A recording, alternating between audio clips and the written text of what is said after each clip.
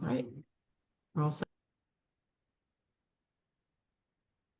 Great. Well, good day, everyone. It's still morning here on the West Coast, but recognize we're in the afternoon for many of you. Thanks for joining us. Bev Ziegler and I co-chair this subcommittee of the NAPA Local Government Working Group on preemption issues.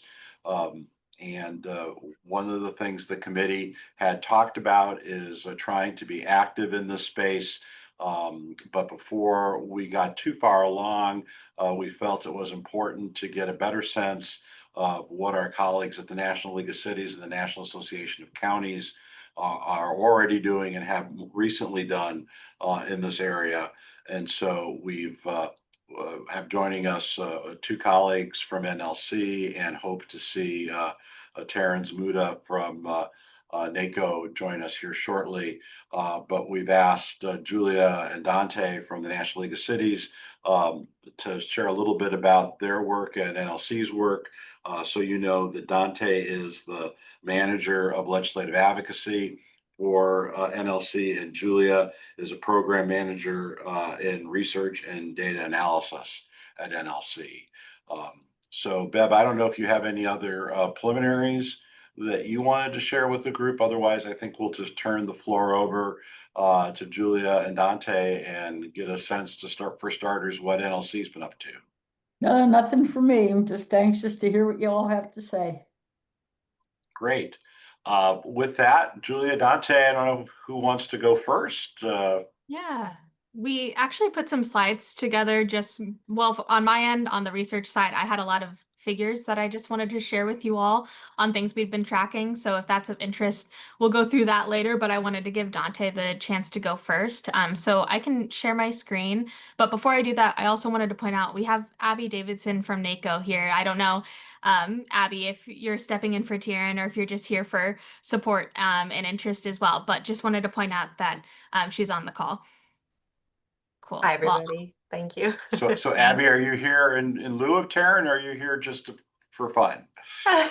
Taryn's hoping to join, but she might not be able to, in which case I'll share briefly what NaCO is up to. Of course, I'm not as informed as Taryn, but I will do my very best. Great. All right. Well, Abby, we're going to start with Julia and Dante first, and Sure. let's go forward. Sounds good.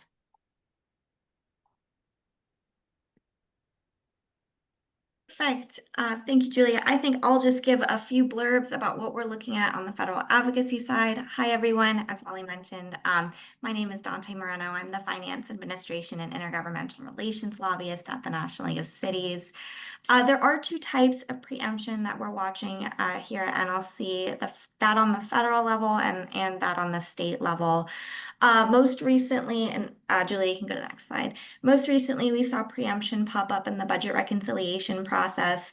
The preemption was it was AI preemption included in the House version of the One Big Beautiful Bill, and if it had passed, would have prohibited state and local governments from enforcing any law or regulation governing artificial intelligence for 10 years, with extremely limited exceptions.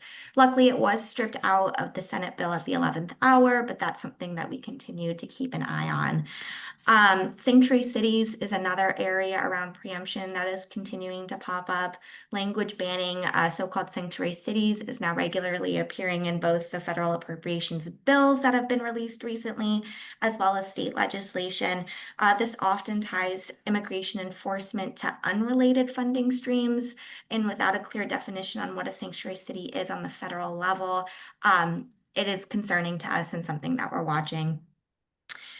I work a lot on census issues, which makes this next part very important to me. We're concerned by both federal and state efforts to politicize the census and census data. There are renewed pushes, including both standalone bills and language in the FY 2026 appropriations packages to require that only U.S. citizens be counted in the 2030 census. This would have serious consequences on both federal representation and funding distribution for municipalities. all residents, regardless of their documentation status, use roads, schools, emergency services. And there are both legal mandates on the federal and state side that require local governments to understand and serve everyone in their communities. We're trying to put together a list, and this would be something that we would be interested in working with NAPA on if that's something that you would be as well. But like understanding the list of federal and state mandates that require the use of accurate data, and how that would impact municipalities moving forward, because I don't think that that's very clear at the moment. And I certainly don't think on the federal side that's something being considered as we're looking at renewed language on who's being counted in 2030.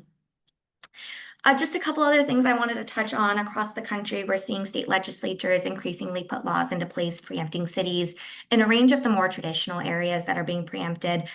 We do work closely with our state leagues across the country to help track and respond to these concerns. Some of the issues include land use and zoning, which continues to be a priority for NLC. States on both sides of the ideological spectrum have introduced legislation to strip local control over housing density and permitting. And I also saw that there was a bill released today that looked like it was doing something similar in the Senate, but I haven't dived into that yet. And while we'll get into this a little bit more in our presentation, Julia's presentation, there are multiple states that have introduced bills to either ban or severely restrict tax increment funding, or financing, so TIFs, as well as strengthen or introduce property tax caps. These both severely restrict municipalities' ability to raise funds, and is very concerning to us, especially as we're likely entering a period where there's less federal and frankly state funding flowing down to cities. And so municipalities will be on the hook for more to fund more of their services with fewer resources available to them. I will note beyond the regular way that folks track preemption issues, which you can see on the screen, NLC is also a main part of the local government legal center, which keeps an eye on legal proceedings around preemption. And we do provide amicus briefs and education to our members as necessary. Now I'll hand it over to you, Julia. Thank you, Dante. So more on the research and data side, I really focus on state preemption of local authority. So I know this committee was especially interested more in like the federal to local or the federal to state, but wanted to provide some context of what we've been doing more from the state to the local side that Dante started to allude to.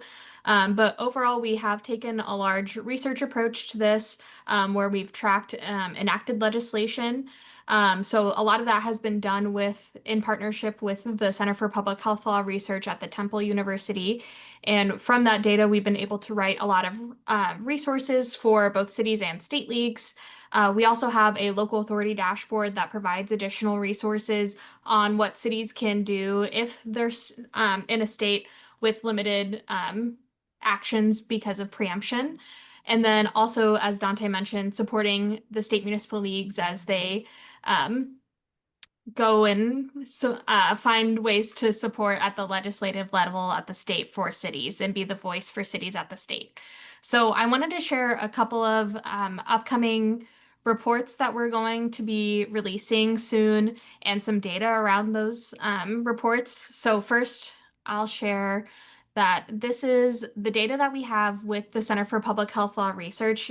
We've been tracking it for 5 years, and this is on the right side, you can see the names of the topic areas that we've been tracking as it relates to state preemption and how that has changed over the last 5 years. So you can see rarely has state preemptions been withdrawn. So it's rarely decreased over time. Most topic areas have drastically increased over time or remained the same. So the top one right here, that's firearms preemption, I believe. That one has stayed the same for the last 5 years and has not seen any movement, whereas you can see the one with the most movement has been related to transgender rights.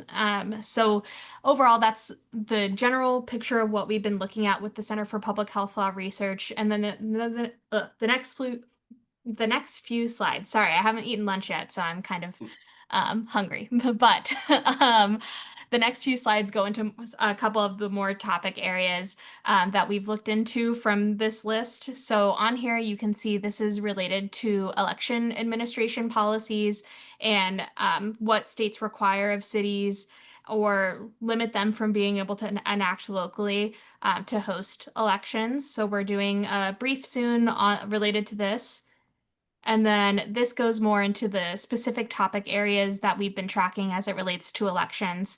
So you can see there's a lot of regulatory floors, which essentially typically mean that, okay, we have this bare minimum of what the city has to do. You can go above that if you so choose, but you have to at least do the bare minimum. And then there's ceiling preemptions, which is kind of the opposite, where it's like, okay, this is the most you can do. And then vacuum preemptions typically mean there's not a state requirement, but you're not allowed to do something at the local level. So that's what this map or this chart is showing us as it relates to different election administration opportunities. And then on here, Dante also alluded a little bit to this, but this is some data that we have on tax and expenditure limit preemptions. So anything that is colored basically just means that that state does have a preemption as it relates to that tax and expenditure limit. And we are working on providing this information in a larger brief as well. But that's all the data I wanted to share with you today. I guess I'll pause to see if there are any questions, or if we want to go straight to NaCO Wally. I'll leave that up to you. You know, Julia, I think let's try to get everything on the table before we enter into a discussion. So Abby, you were the first NaCO person in the room. Will you share? I saw there was at least one other colleague or Yes. Yeah, so it's myself and Isabella Reed, and so we'll be much briefer, feeling very limited in what we can share compared to NLC, but thank you, that was really interesting. And then hopefully Taryn can join later, but if she can't, then we still would love to have the discussion. Yeah, so I mean, state policy trends is a, you know, not a new topic area for NaCO, but one that we're putting more emphasis on this year.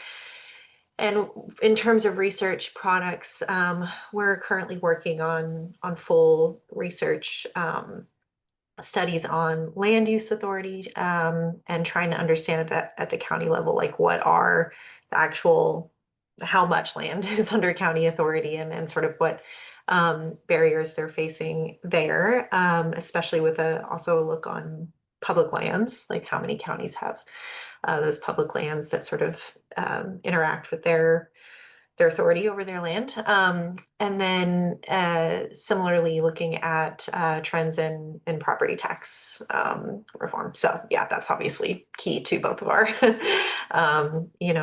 county and cities well-being. So yeah, those are still under process. We are hoping to have some initial insights to share in the next month or so, and then probably put out our publications by like October, November. But this is something that I know we're aiming to explore in more detail. And I'm glad Isabella was able to join, because she's actually been doing some of the work specifically on preemption and focused on land use authority. So I know she's still in the early stages, so probably doesn't have a whole lot to share. But Isabella, anything that you've learned or found interesting that you would be willing to share would be very helpful. Yeah, I can add a little bit more detail too. So we just had our annual conference last week-ish ago. And at that conference, we held a panel about property tax preemption. So we had representatives from West Virginia, North Dakota, and Wyoming, which are all states where there have been major property tax preemption laws into place in this last session or the previous session. So that was a really interesting panel, and I think our members were really engaged. We also had a member from Pew moderating that panel, and I know they've done work in that space as well. And then I just wanted to add some detail to what Abby was saying about the state policy trends database. So we're building out this database with legislative tracking in relation to land use preemption. This topic was selected from a group of our state associations of counties executives. So they responded to a survey detailing what priorities they have for this legislative session, especially compared to past legislative sessions, and land use preemption was up there. So we're building that out. Like Abby said, we're kind of getting back into it and working on it in the second half this year. Hopefully some initial insights soon. But yeah, I think that's all I had to add. I'll pass it back to Abby or Wally, whoever wants to go next. No, that sounds great. Yeah, if we could have a discussion, we can also maybe think of additional things to share, and then if Taryn's able to join us, she can chime in as well. Great. Well, thank you, Abby, Isabella, Julia, Dante, for sharing. The folks on the call are a mix of practitioners and academics, the academics who deal with this in the various schools of public administration, public policy around the country. So why don't I just open it up for questions or initial comments, and then I think we can talk about what we think might be useful next steps. So questions, comments? Don. Quick question about the census. Does anybody know if there's cases brought against the efforts by the administration to constrain who is included in the census, and whether or not, in fact, the administration is in a position legally to limit who is counted? I can add something really quickly there. There were cases brought against the first Trump administration in the 2020 census. It was ruled upon by the Supreme Court, but really the issue wasn't with who they were trying to count or not count. It was with how they were trying to not count them. It was like the wording instead of like the belief behind it. There hasn't been a law passed or an executive order signed about the census yet. But I do expect that there will be something in the next year or two that will have to get litigated on. I hope that was helpful. And we probably should identify ourselves just for everyone. So Don, who are you and what do you do? I'm the retired executive director of the National League of Cities. And what I do now is sit on Martha's Vineyard for 3 weeks. Wow, that's great. Thank you, Don. David Swindell, who are you? What do you do? Hi, everybody. I'm David Swindell. I direct the Center for Urban Innovation at Arizona State University. And I just wanted to kind of follow up, Julia, a little bit on the data. First off, that report looks great. I can't wait to see it. This is going to be some really good information. I'm just really curious because I saw one of the source lines at the bottom of one of your charts was the Temple data from 2022. Is that the correct year for these? Because knowing what's going on in Arizona, things are different than this year than what was in there. So I was just curious, are all those data the most recent that Temple's been able to collect? Everything but related to the tax and expenditure limits is updated up to December 2024.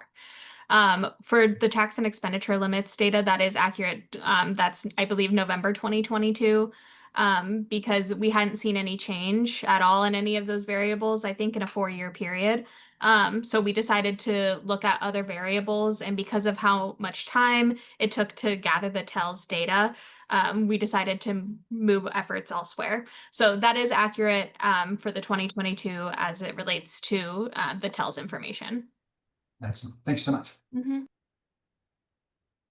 Carl, who are you and what do you do? And then we'll get to Bev.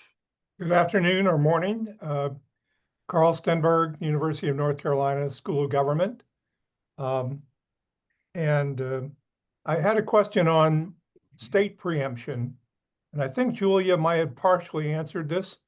I'm particularly interested in strategies that municipal leagues and county associations and others could use when confronted by preemption legislation, and kind of the range of approaches that local governments individually or collectively could use to fend off those preemption pressures and make a case for local discretion.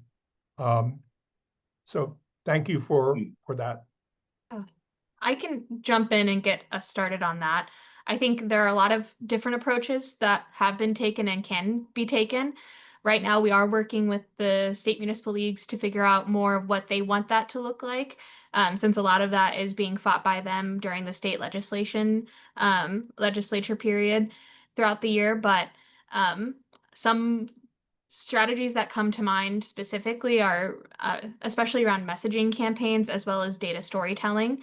As it relates to messaging campaigns, I would say something that NLC does a lot is saying the best decisions are made at the local level because we're the government closest to the people, and can hear from the people the easiest and know what's going on in our communities. So overall, that using that messaging framework to explain why cities and counties should have the local authority to make the decisions for their community. That's the main messaging point that we've been using.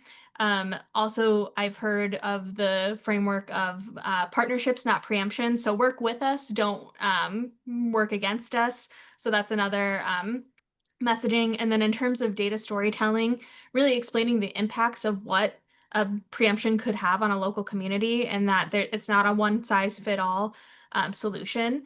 And I think having, legislative tracking like the data sets I shared and like Isabella mentioned, being able to show the widespread nature of some of these preemptions and what that does locally and like what kinds of communities it directly impacts is really powerful.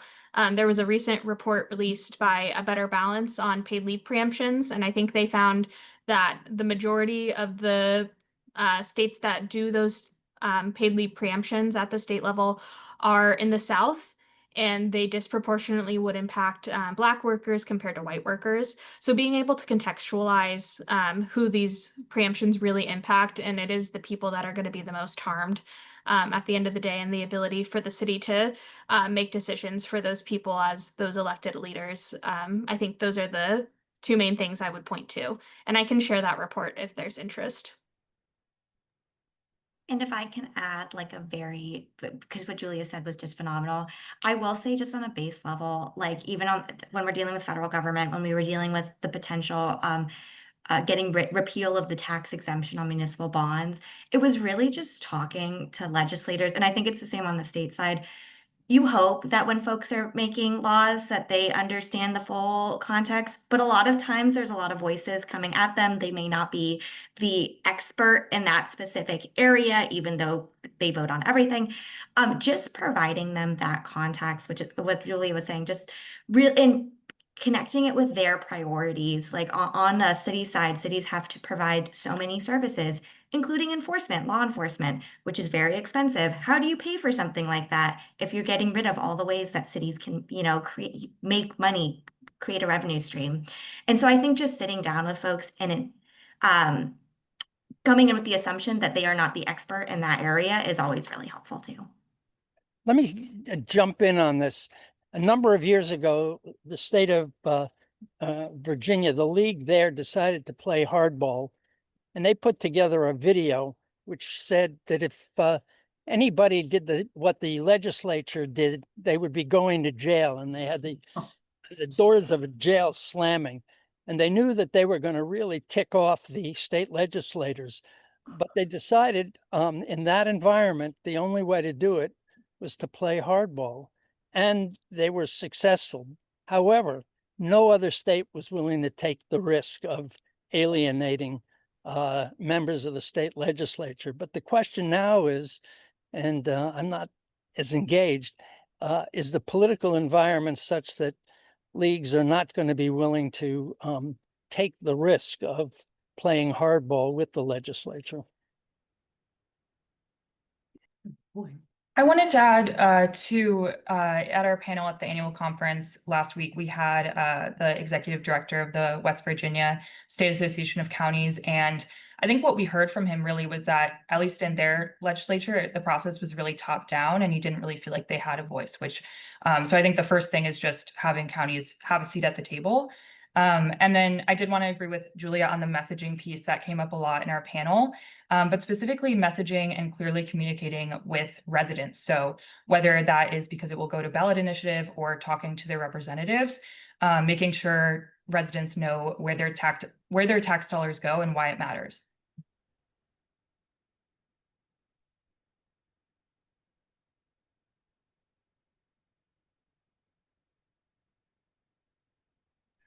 Bev, you had your hand up, so you're next, and then we'll go to Brad and then back to David.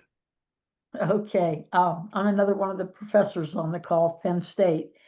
I have two questions. One, for the NaCO property land use study, I know that NaCO also has a big flood study going on right now that will come out soon. And I'm wondering if the flood study does much on preemption related to land. Thanks for that question. Isabel, are you familiar with NaCO's research on floods? Yes.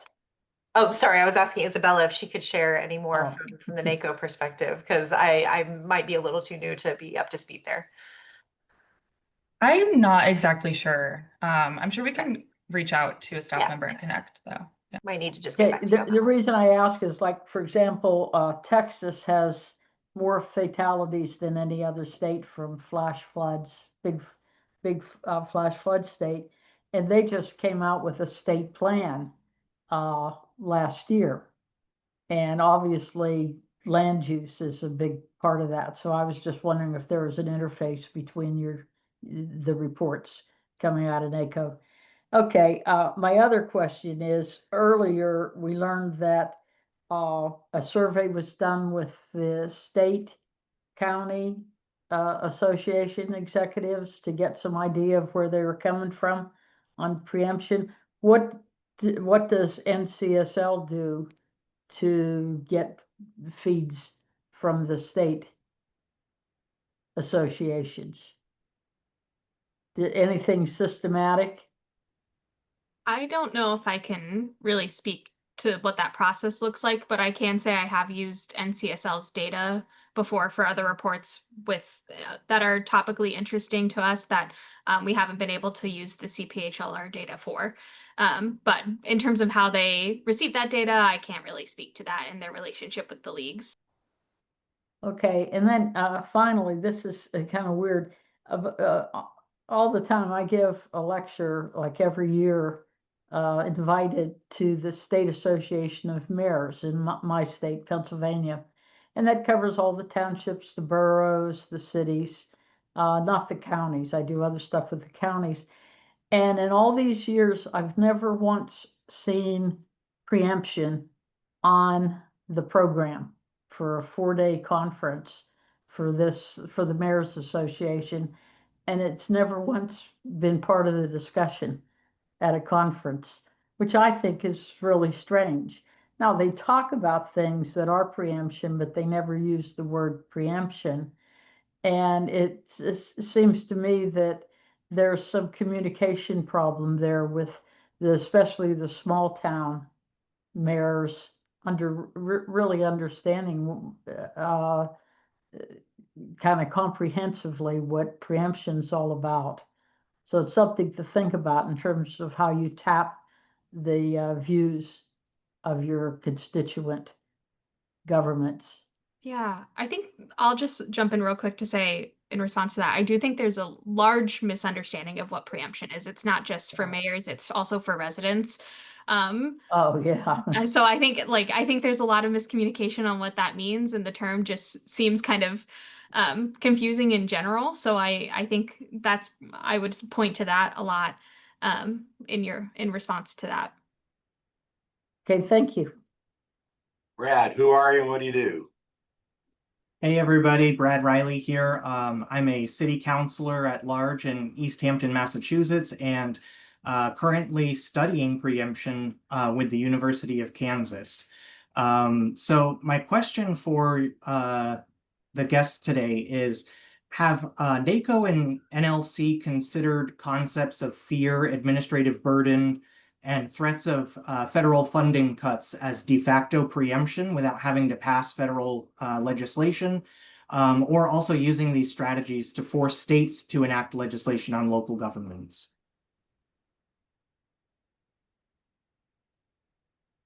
I guess I'll step in first, and I will kind of preempt my answer by saying I've been here 10 months and Julia keeps trying to explain to me what preemption is, and I keep telling her how I feel about things. So I'm going to tell you how I feel about things. I think the sanctuary cities issues is much more of a preemption than the federal funding cuts in general, because one of them is very specific and is targeting cities for it's much more targeted, whereas the federal funding cuts, you know, like with each administration, there is some sort of funding change. There is uncertainty in the first few months, obviously. As everyone keeps saying, this is unprecedented times and there are unprecedented things happening. But it does flow within the same, you know, issues. And so I do think the sanctuary cities issue is a preemption, but the federal funding freezes is less that and more perhaps a legal issue.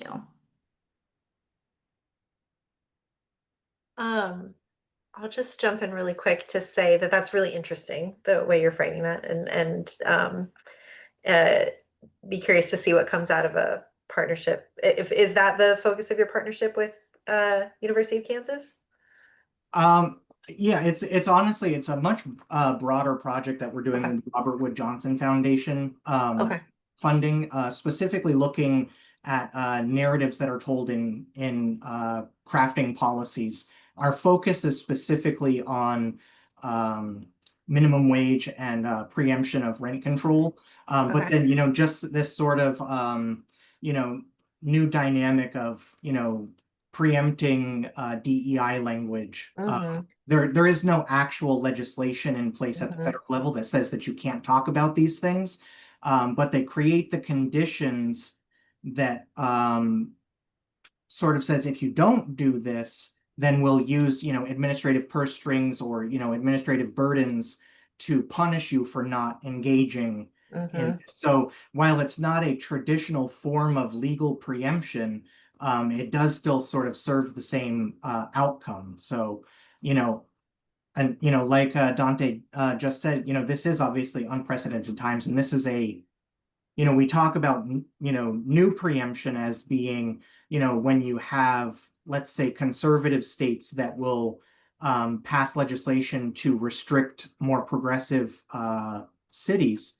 But this is almost sort of like a newer version of preemption where we don't actually need legislation. We just need to rely on fear tactics and, you know, stakeholder revolt and all those kinds of things. So I just, you know, it would be something worth exploring.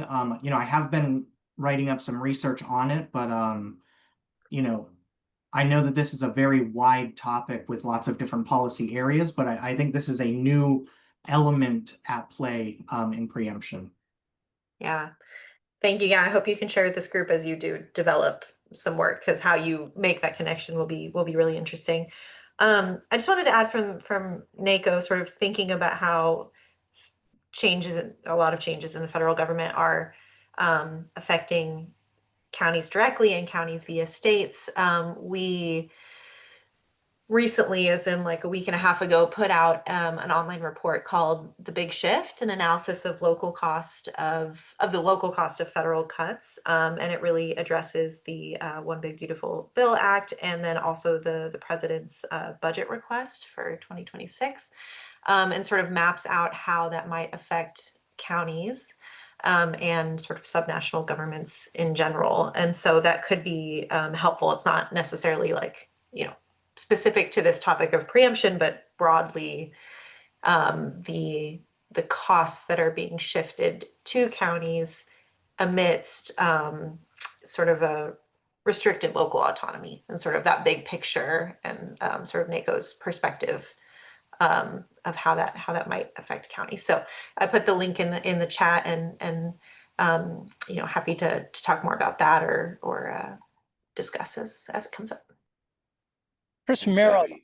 can you talk about Don, we're getting low on time. We've got David and Carl next.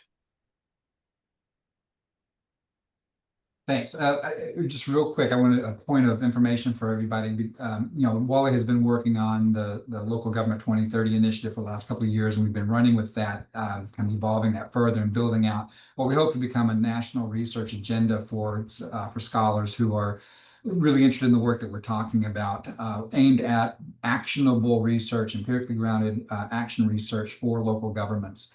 we've rolled out an initial data collection tool, basically to get input from academics on 5 general themes that came from practitioners with regards to what are the issues that they see on the near-term horizon that they could use help with. One of those themes was preemption. So we solicited, what are some of the research questions that people are interested in and or are working on? They're all over the board. A lot of them are very specific to particular policy areas, but the general theme, if there is a general theme to the questions that have been submitted so far, is one of measurement, which comes back to one of the things that Bev mentioned that kind of ties into some of the stuff that Aaron mentioned in the chat also. So that process is unfolding in parallel with this process as well. And NAPA is involved in that as well. And we're going to have a meeting next week, next Thursday, kind of a workshop, a sandbox exercise. So we're going to break out into groups and really try and work on honing down some of those general themes. I suspect, Wally, that these folks will be invited to participate in that as well, if y'all have the time. Yeah, I think the NLC folks are plugged in. We've not gotten beyond Taryn with NaCO. So now that we know Abby exists, Abby exists. Congratulations, we can grab Abby and Isabella and I'll connect with them offline. Awesome. Yeah. And fill them in on the meeting next Thursday if they're able to join us and perhaps. So one of the things that's exciting about this is that we've got academics who are interested in this, practitioners who are interested in this, who are informing the kind of the agenda, as well as professional associations like NLC, NaCO, GFOA, ICMA. So we got a lot of folks that Wally has really kind of brought together, and everybody's swimming in the same direction. So really excited about this. And if we get more researchers involved in generating really good quality empirical work in this area, I think it'll help really advance a lot of the goals that I think we probably all share. We've got Carl, then Don, and then I think we need to kind of bring it back to the committee to talk about next steps. So Carl, then Don, and then we'll see what we've learned today and what makes sense for next steps. Carl, go ahead. Abby, Julie, and Dante, thank you for your presentations and the information you shared. A couple of weeks ago, and I think it was in Route 50, there was a story about states that were passing legislation to establish DOGE-like commissions to look at efficiency. And the framing of the story was that preemption is one likely outcome of their work. In the name of efficiency, setting up a single statewide standard. And I was curious whether your associations were concerned about this emerging issue and what you plan to do about it.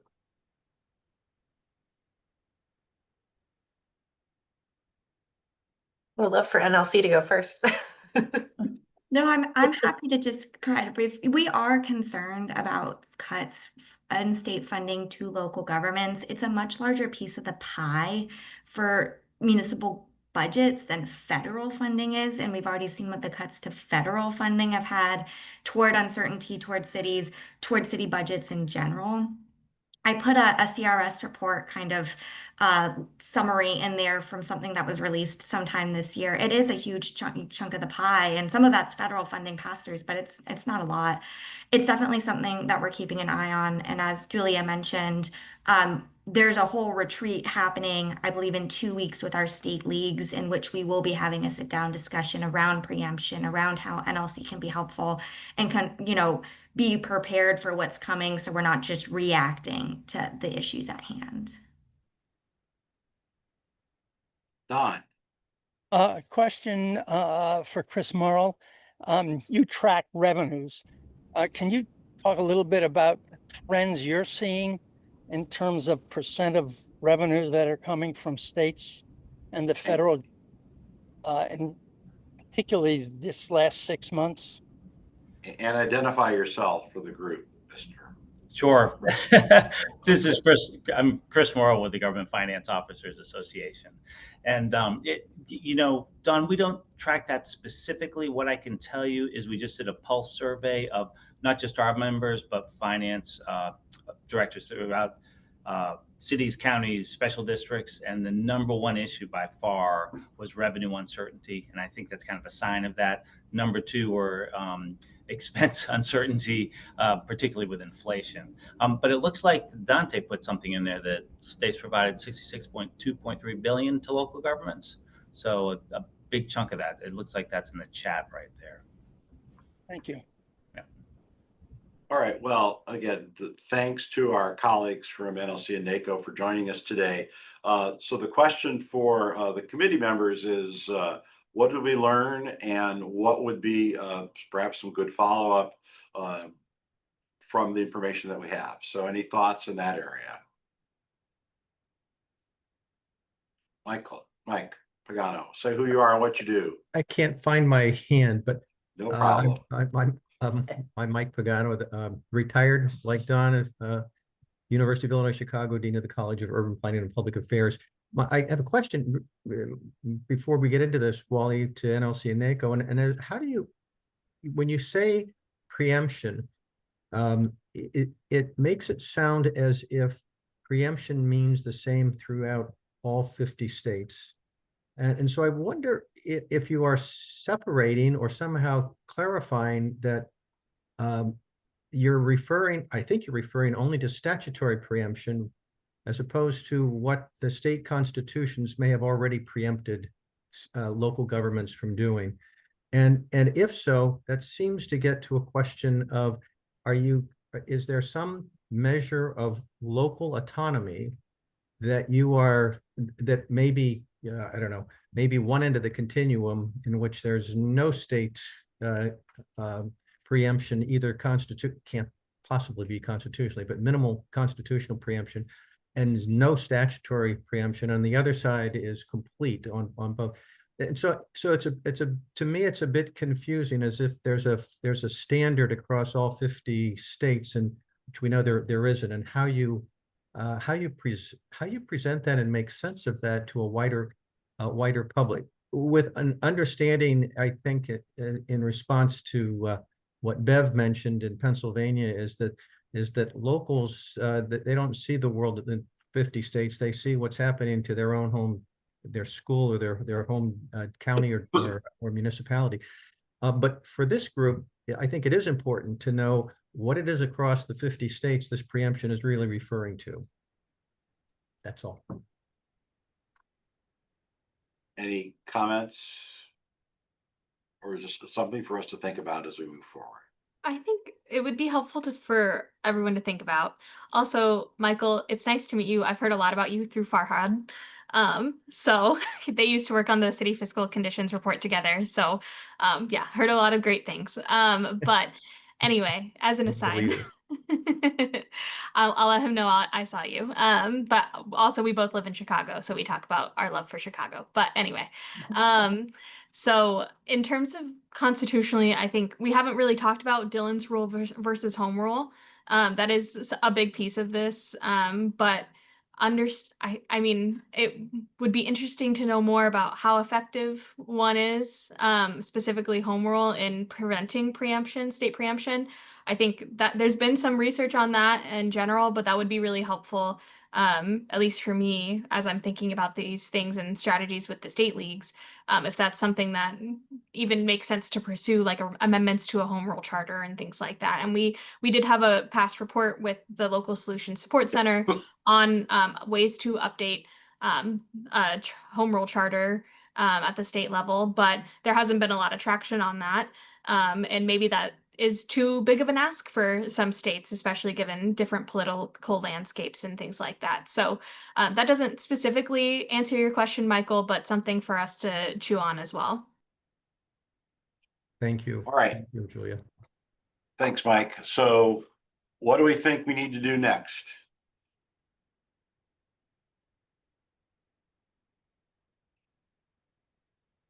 I guess the question back to NLC and NaCO then, what would be helpful? I mean, the Academy is a great collection of practitioners, academics. Certainly the Academy staff, Julia McGuffey, has been sitting there quietly with her logo up there, you know, with the there she's waving. The Academy itself, what can we do to help amplify or support the work that you're already doing? From NaCO's side, two thoughts come to mind. One is this might already exist, but I would love to be. In my old life, I worked in international development. I was super connected to the academic world, but in this new life with local government in the U.S., I feel like I'm still getting my bearings on who's doing what. So it'd be great to know, yeah, what ongoing research in the academic field is happening, connected to all of you. And then also, I don't know the cadence of these calls and whatnot, but whenever we do have more to share regarding our research on land use authority and property tax trends, we'd be more than happy to share that and get feedback or additional insights or things we may have missed. I think those are two areas that could be helpful. And I know from NLC side, we're putting a much bigger emphasis on census now that we're 5 years away from it. It is a huge concern of ours. Any limitations brought on the decennial census and who is being counted, and specifically not only how will that impact the census count accuracy of data, but how that'll impact city government finances, how that'll impact any other mandates that are brought down on cities on a state and federal level, and that kind of correlation. And I don't think that there are many resources out there right now that look at the wide-ranging impact of changing a census 250 years after we started doing it. And I will note property taxes and changes in those caps are always of interest to us, especially as we all keep mentioning, there are changes in the federal landscape and frankly, the state landscape with cuts to Medicaid and SNAP. How are more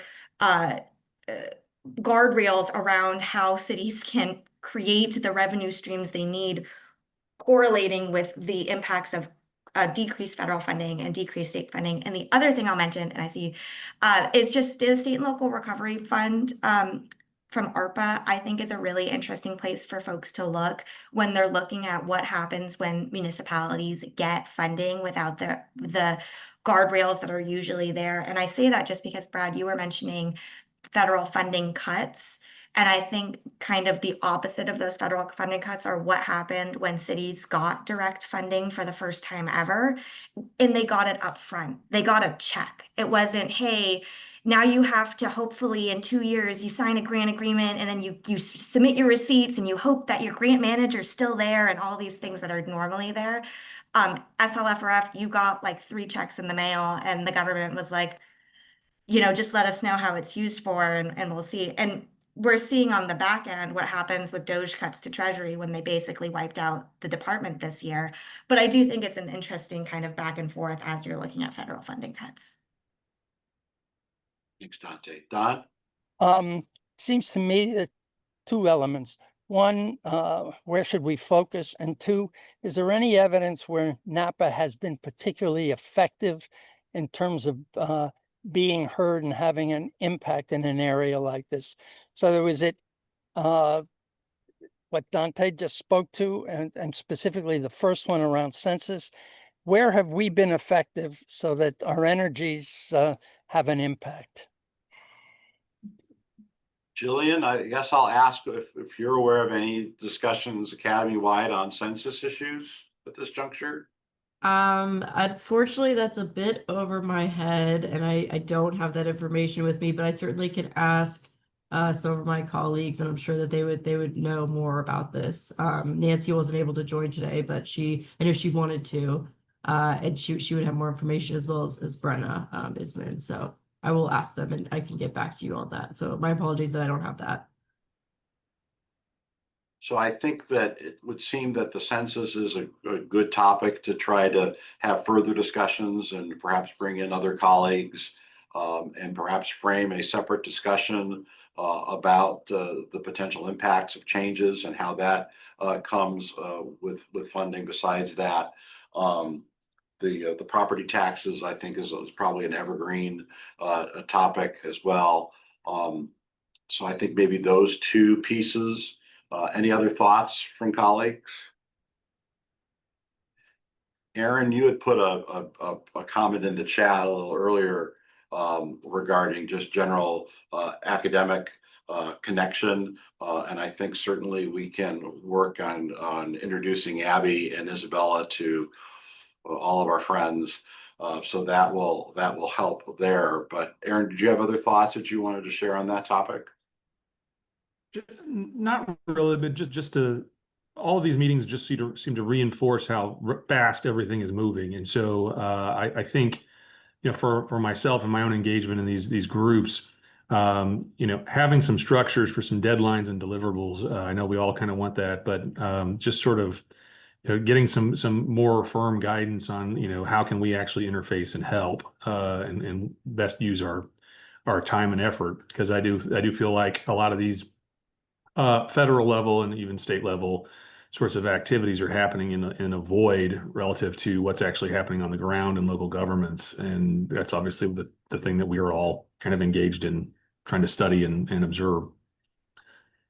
And I think we all want to be supportive of NaCO and NLC as the lead organizations that have like the 4 talented colleagues that joined us today, they have a bench of folks. And so if we can connect the work that they're doing, provide them support to other academic colleagues, as well as the practitioners. Abby and Isabella will tell you more about the folks we all run with, but we have all the other national associations and their research staff connected too. Certainly ICMA has a deep bench. Chris is here, his colleagues at GFOA. We've got the American Planning Association has been more involved, National Recreation Parks, the library associations, the human resource groups. We've got all of their principal research folks gathered together, as well as practitioners from all of those areas. So I think if we continue to talk amongst ourselves, that's good. But I think Aaron's point is really an appropriate one, that we've got to be focused in action and in leveraging action versus just talking about action. And so I think that's what we want to do. It is 54 after the hour. We promised we would be done at the top of the hour. Bev, I think if we perhaps maybe talk about the census next time and see what a group we could put together to talk about that.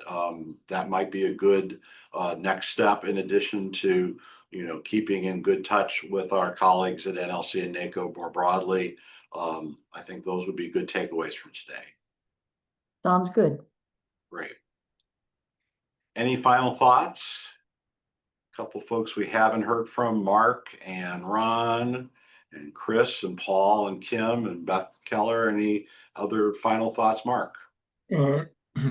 Given the turmoil at FEMA and so forth, and climate change and the rapid increase in sort of disasters in local government, I'd like to see a session like this on with NaCO and NLC and maybe GFOA on responding to disasters like the flooding in Texas.